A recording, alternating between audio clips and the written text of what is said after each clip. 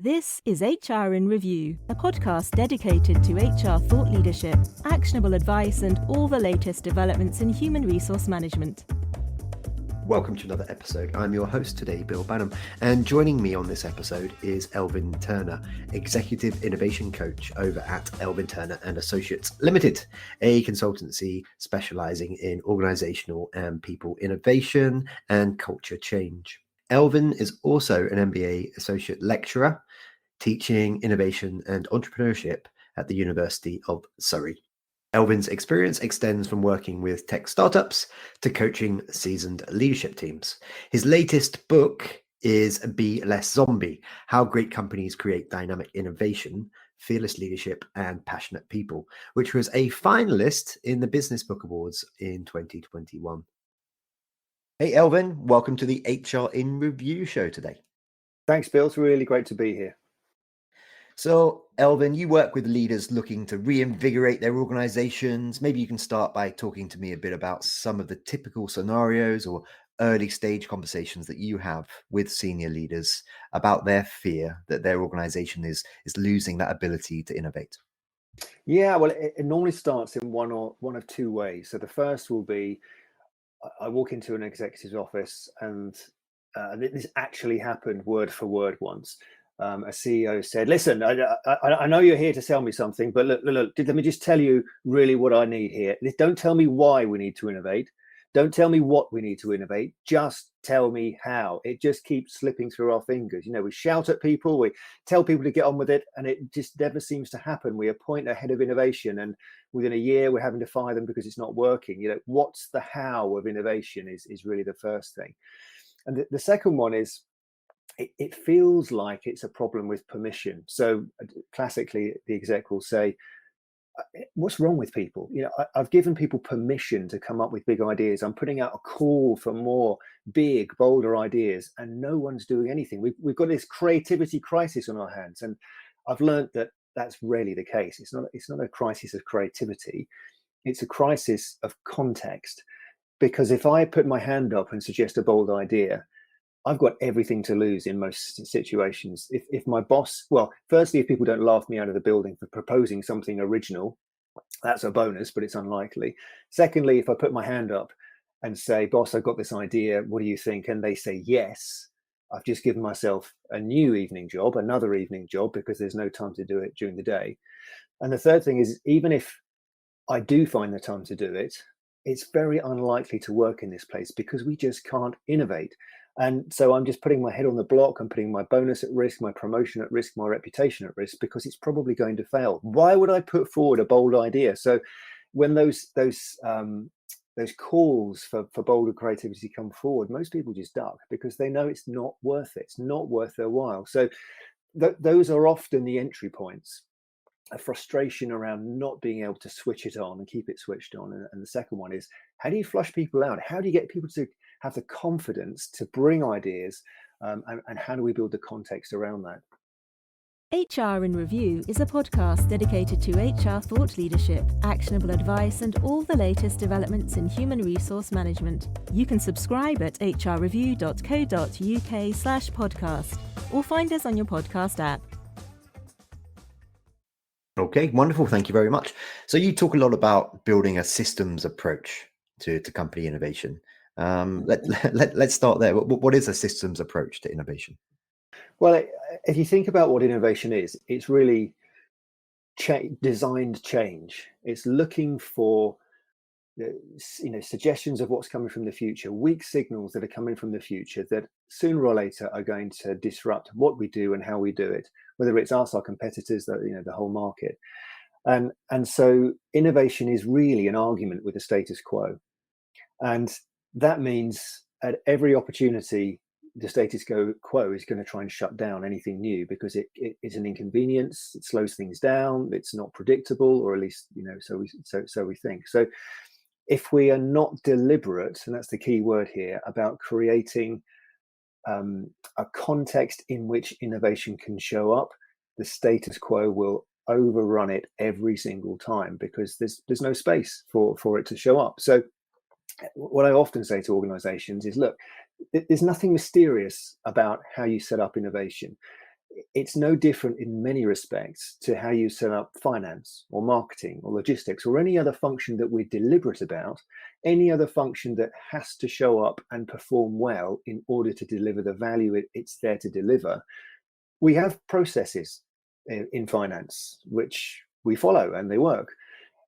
Finance has certain capabilities that need to be in place, which if you don't have them, people can't do their job, or at least they do it, not quite so well. And for some reason, when it comes to innovation, we don't think as strategically about it. We don't think about what needs to be true in order for innovation to show up professionally. So processes, capabilities, resources, the culture that's needed, and then the leadership that's needed. If we're deliberate about each of those and put them in place and measure them and reward them in the same way that we do any other function, there's no reason why innovation can't show up inside any organization and be successful.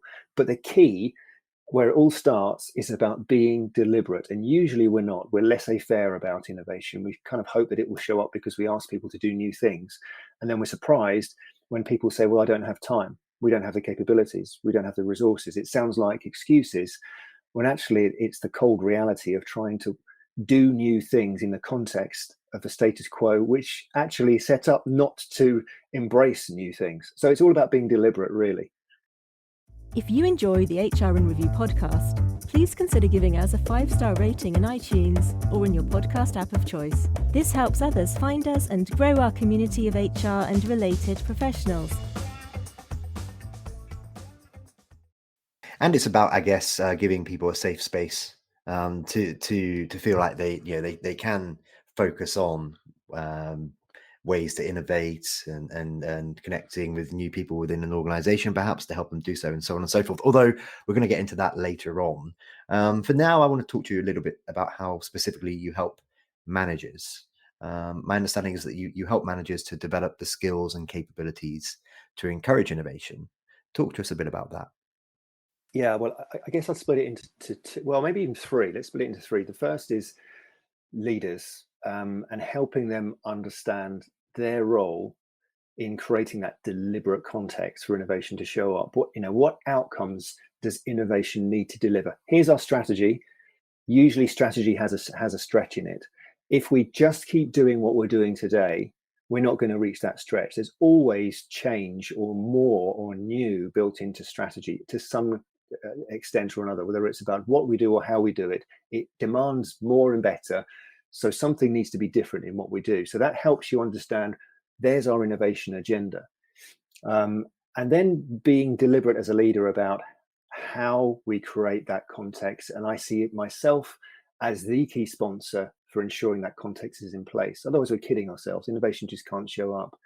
It's also for leaders about, even if we've got a great innovation plan in place, sooner or later, a fire will land on our desks, which risks pushing innovation off, and then it never comes back, in my experience. So making those decisions about, is this important enough to stop this piece of innovation that we're working on that actually is an investment in our future? Does this matter enough versus the fire on the desk? Our knee-jerk reaction is usually solve the immediate problem, because we like the short-term rewards and metrics that we put in place. They're always louder and more important.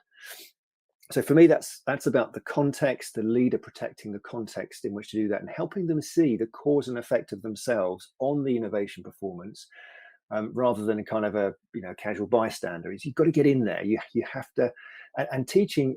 Many leaders that I meet have never really had any decent innovation training. It's just because of by virtue of their position, they're expected to know this by kind of osmosis. And it's a very different skill set to running an effective, efficient status quo organization. So that's leaders. I guess then managers, there's all sorts of things you can bring their way. But for me, I think the most valuable thing you can do is help them look at it at a team level. So here's the strategy. Out of that strategy come our priorities as a team. What won't happen unless we innovate? What won't happen in these objectives unless we do things differently? There's your innovation agenda. Now let's turn that into some projects and plans. And that's the key word there, plan. Make it every day. So every month we're checking out our plan. What are we doing in the next quarter? Who's working on it? What are the outcomes? We keep it moving forward. We have it on our weekly meeting. We're just talking about it all the time. some of this isn't rocket science, but we don't actually make space for it to show up in a very specific way and a continual way. And it's not just about what we're innovating at a team level either. It's the how. What's the context? So what communication needs are we going to have for this piece of innovation to work, or this project? What trust are we going to need in this team? How much time are we going to need, and how are we going to create that time? So again, it's just about being real about what needs to innovate to deliver our goals, and what context are we going to need, and how are we going to co-create that together and putting it into a plan. And I guess the final thing is then day-to-day, rank and file employees, what are we teaching them? And I found that teaching them the basics of the flow of innovation, so how to identify great insight, how to turn that into a brilliant differentiated question that then sparks original ideas, and then testing those ideas before we put too much resource behind them, because many of them won't be the right ideas. And then how do we scale and integrate with the business? And there's I found that when you focus on those three areas, it really moves the needle around innovation performance at a people level. Follow us on Twitter at HR Review, or join us on LinkedIn and Facebook. Join the conversation at HR in Review today.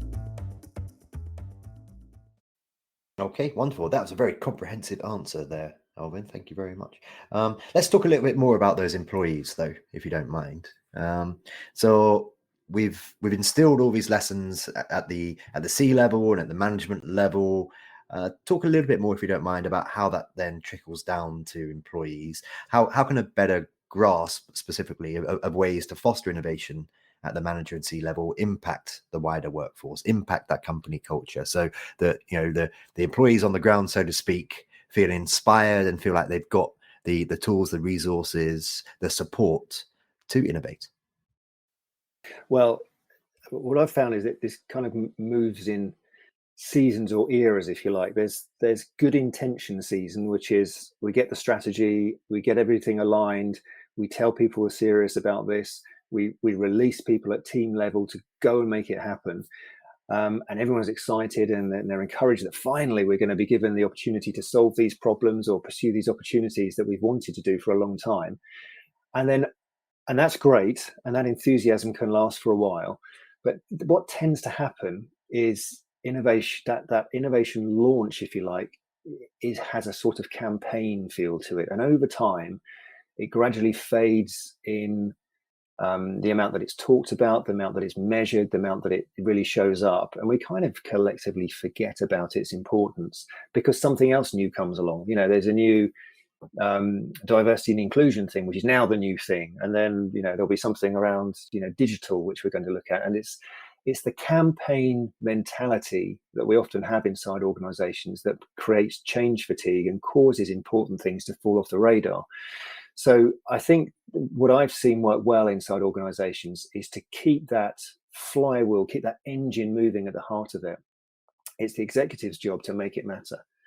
And thinking about every time we are tempted to stop making this a priority, both at our level, in our own board meetings, or we stop paying attention to the metrics of what's coming through from innovation at a team level, we're really choosing to shrink tomorrow.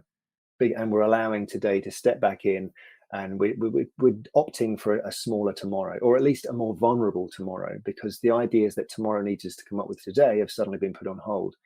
And so I think with leaders, defining what role innovation needs to play in strategy delivery, and then funneling that down to a team level objective, and then holding teams to account is one thing. But then, as I said earlier, make sure that they play their role in being a dependency on innovation showing up. And I think it's a really healthy thing to do to help leaders to ask the question, where does innovation die or fly because of me? What's the cause and effect of me on innovation on a day-to-day, on a monthly basis? And really look for feedback on that, because often we're not aware of the user experience we create for others, on the boldness that we'll have to pursue ideas, our willingness to pursue ideas because we think our boss is actually not going to cover our back when we go to that meeting with the boss's boss, or we think they'll probably pull resource because there's something coming on the horizon. You have to be a leader with integrity who is going to say, we're going on this journey, we have no choice, we're going to have to make some hard choices, but trust me. And that's really hard sometimes when you're coming from a place where innovation really hasn't been front and center, and people's attempts to do new things have been frustrated at every turn. So it's a journey, but I think one of the most important things you can do to build overall confidence that this thing matters, that it's okay to try this, even if I fail, I'm in a safe space to do it, as long as I'm doing it well. It's that leadership owning both the delivery of today and the design of tomorrow simultaneously. Okay, wonderful. So listen, I get that a little bit like fun. If you have organized fun, then it can be much more productive and ultimately more fun. And I'm sure organized innovation, for what you've told me so far, has much better results as well.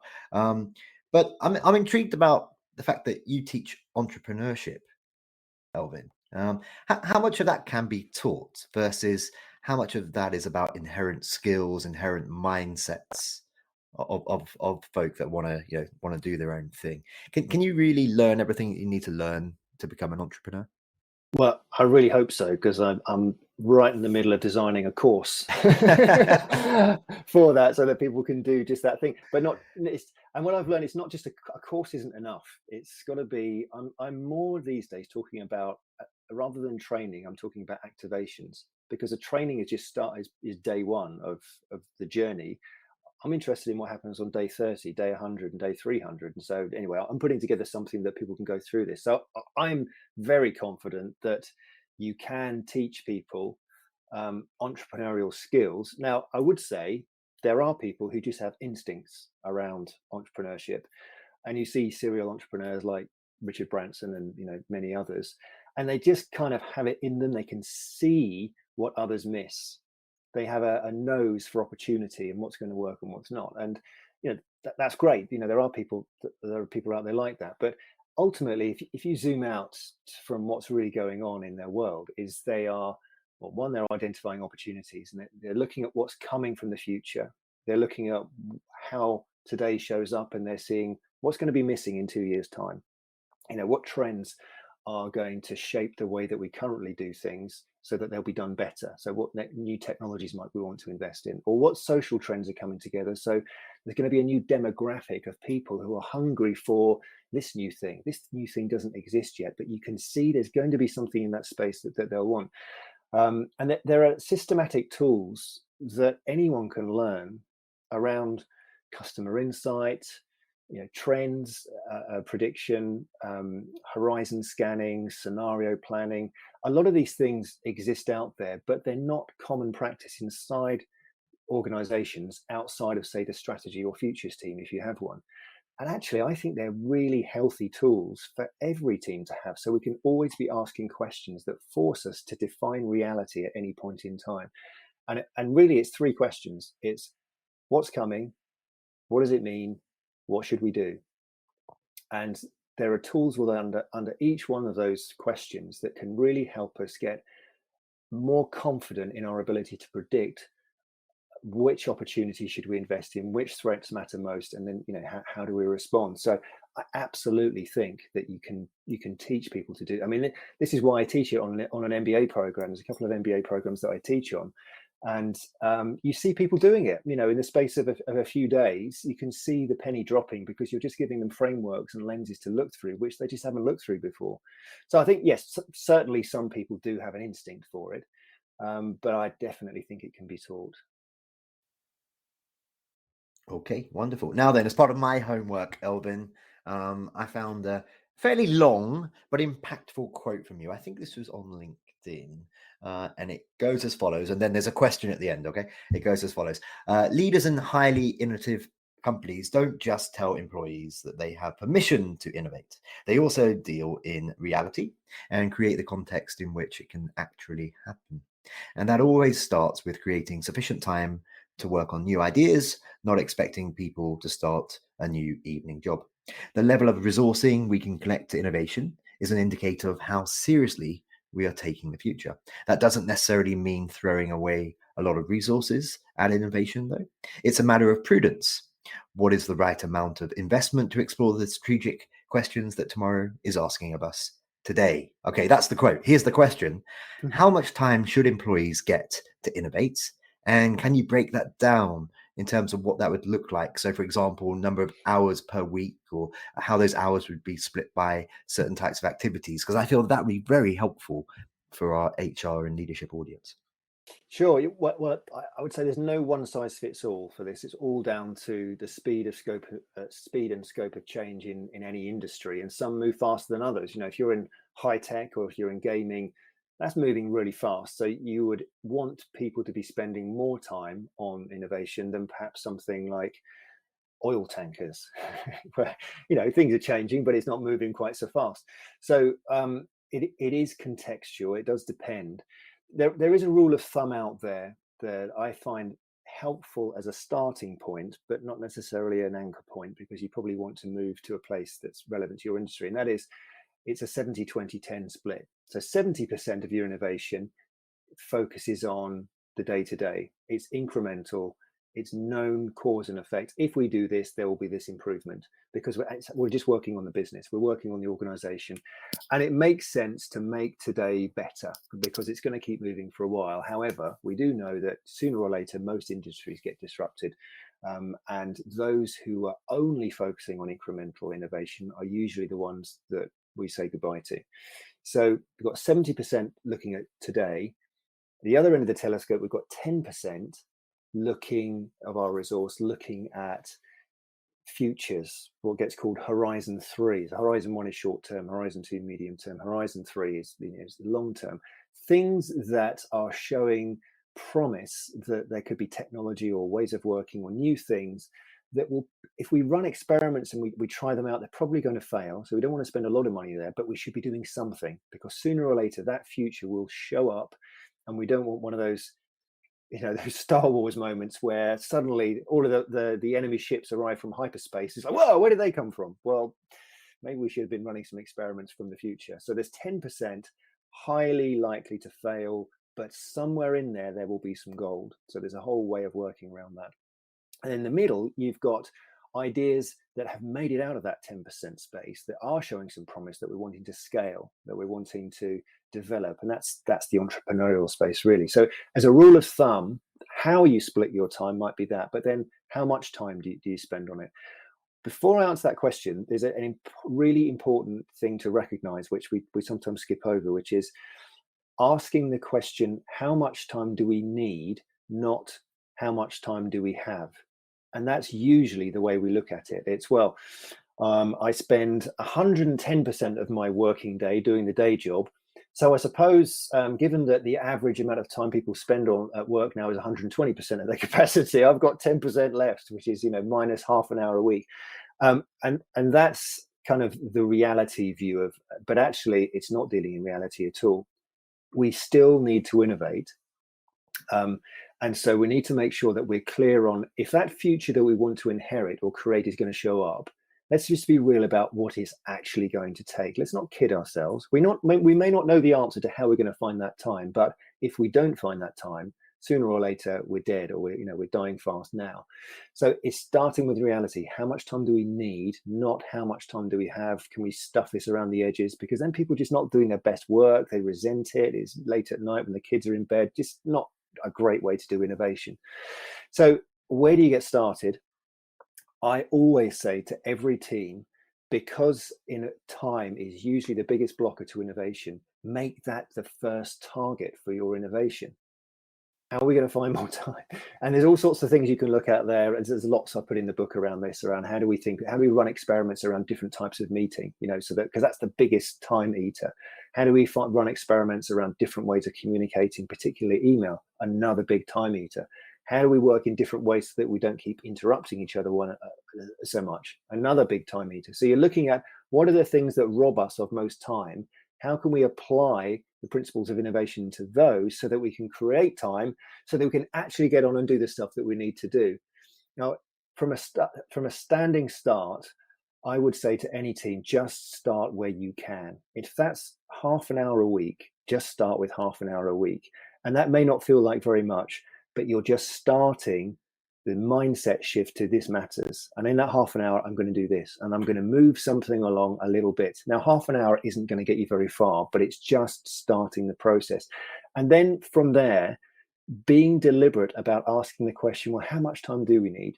Are we going to need to go and ask for more headcount? Because if we want to be really, business savvy about this, boss, you're asking us to go here. It's going to take this.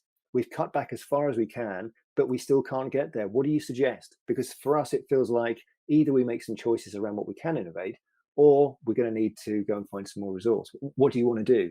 Rather than living in denial and just imagining we're going to shove it in around the edges somewhere, because it never shows up. And if it does, it fails because we can't do it properly because we haven't got enough time. So some of this for me is really about, are we under-resourcing the whole organization, running on empty, just barely staying alive?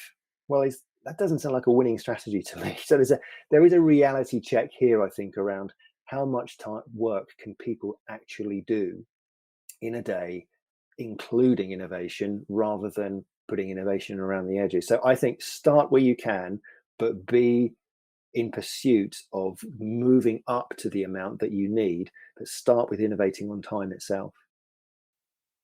I completely agree. Unless you live in Egypt, you should not be living in denial. Okay, let's continue through. Oh my goodness. Oh dear. Hey, Elvin, you've got a fairly new book. It was 2020, I think. I'd love now for you to take a couple of minutes and tell our listeners about Be Less Zombie, how great companies create dynamic innovation, fearless leadership, and passionate people. Yeah, well, I wrote it for two audiences, really. The first was for leaders, trying to help answer the question in really practical terms. The how of innovation. How do you turn this on? And then how do you turn it up? So how do we create simple, systemic, never goes away innovation? So what are the metrics that hold it in place, as well as all the other things that we've talked about today? So first of all, a practical handbook for leaders to actually get started with this, regardless of their background. And the second really was the talent space, where I often get asked to come in and speak on or design leadership programs, specifically innovation leadership programs, to help talent, design and run culture of innovation around them. And I was finding myself quite frustrated at the end of these modules, because I'd go in and run it, and people would get quite fired up and keen to go back to the office and get started. And I knew what would happen next, because they were kind of in this bubble while they were away on their training program, and then they go back to reality, and people haven't been on the same journey. There's the same meetings, there's the same mindset, there's the same email, and gradually it wears you down. So I kind of wanted to write a practical guerrilla warfare book for these people to go back to the office to show them, when this happens, try this. And it really is that level of book. It's try this. Now, at this point, say this. At this point, send this email, or something like it, because it'll probably help and do you good. So really written to be a practical, because tons of great innovation books out there, don't get me wrong. Why does the world need another one? Because I found that a lot of those great books are quite academic. They're quite aimed at the innovation techie sort of startup lab population, not everyday business people who are still under the same pressure to deliver innovation. So it's really written for business people trying to get innovation done. Awesome. Thank you very much. Okay, we are coming towards the end of this particular conversation, Elvin. We do have a couple of questions for the HR in Review pod that we ask of all of our guests. Okay. The first one is as follows. If you could pass on one crucial lesson that you've learned in your career in 1 minute or less, what, Bill? That's impossible. What would be your top tip for HR pros or leaders, or both? I think in regards to innovation, I think train as many people as possible in how to design and run tiny experiments for new ideas. The reason for that is it massively lowers the stakes of taking the first step with a big idea. If the first step I have to take with any idea is you've got to run a 50K pilot, suddenly there's lots of politics around 50K. There's lots of meetings around 50K. Whereas if the first step of an idea is to run a tiny test, to test the assumptions that whether this idea is even going to work, and I'm going to spend 50 quid or 500 or $50 or $500, the stakes for that are much lower. So everybody's more confident to take the first step. And also executives are more confident in sponsoring ideas because you unlock this kind of pay-as-you-go innovation. We run a tiny experiment. The data came back and said this. Okay, so now let's unlock a little bit more budget because the data says that's going to be a strong thing to do. And at some point we may kill it, but we're not spending tons of money up front, which paralyzes people's confidence in trying new things. So it's the one thing I've seen in the innovation space that absolutely changes the game in every environment I've been in. When people's first step towards a bold idea is a tiny experiment, everything changes. Great answer. Way over 1 minute, Elvin, but that's okay. It was a great answer, so we're going to forgive you. I'll give you a bit more time for the next one. And the next question is, what is the single biggest change that you think will happen in HR and leadership over the next 5 to 10 years? So I think if we think about this in relation to leadership and innovation, I look at technology like artificial intelligence and the level of automation that unlocks. And then the knock-on effect of that is actually a lot of commoditization of the things that got us to where we are today. So I'm doing some work with a law firm at the moment. So much of their world is now being automated because you can teach AI some rules around law and it can figure a lot of stuff out. So the question that leaders are going to have to grapple with more and more is the ultimate question of why us? Why do we matter and why will we continue to matter? Because relevance is not automatic. It's a choice. We can pursue differentiation, but we have to be deliberate about it. And I think the idea of innovation as a source of competitive advantage sounds like this kind of worn out old cliche, but so few companies have actually grabbed hold of it and decided, yeah, we want to be relevant in 1 year, 3 years, 5 years. And that means we have to be deliberate about systemically embedding innovation. It has to be one of the most, it has to be one of our superpowers, really, to coin a phrase that gets used a lot these days. So if leaders choose not to amplify the innovation performance of their organizations right across the board, both on what we do and how we do it, I think we're going to find lots of companies crashing and burning faster than we might have imagined, because there are so many small companies scaling super fast in every industry, because they are choosing relevance and they're bending industry rules and finding ways around things that other organizations haven't been able to find. So that pursuit of differentiation, I think, is going to be the key. Perfect. And just finally for this particular conversation, Elvin, how can our listeners connect with you? So maybe that's email address, maybe you want to share your LinkedIn, maybe you're really cool and you're all over TikTok. And also, how can they learn more about all of your courses that you do and your business? Yeah, so elvinturner.com is the website. You can contact me through there. There's some links to contact me directly. LinkedIn, there's not too many Elvin Turners out there. There's especially not many Elvin Turners who have written books about zombies. So you'll find me fairly easily on there. Actually, just Google. You can normally find me fairly easily on Google.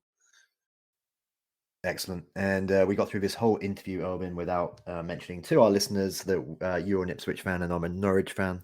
And that's because we're pros and we still managed to do this. He's all right, listeners, despite being a blue, despite being a tractor boy, he's all right. Hey, Elvin, that just leaves me to say for this particular interview, thank you very much. I've learned a lot. I think our listeners will learn too. I appreciate your time today. Thank you. Thanks for having me on, Bill. It's been a real pleasure. The HR and Review podcast is brought to you by hrreview.co.uk. hrreview.co.uk is a website dedicated to human resources and related professionals. News items are posted daily together with analysis looking in depth at topical HR issues. You can sign up for our range of specialist newsletters at hrreview.co.uk/sign-up and follow us on Twitter at hrreview or join us on LinkedIn and Facebook. Thank you for listening.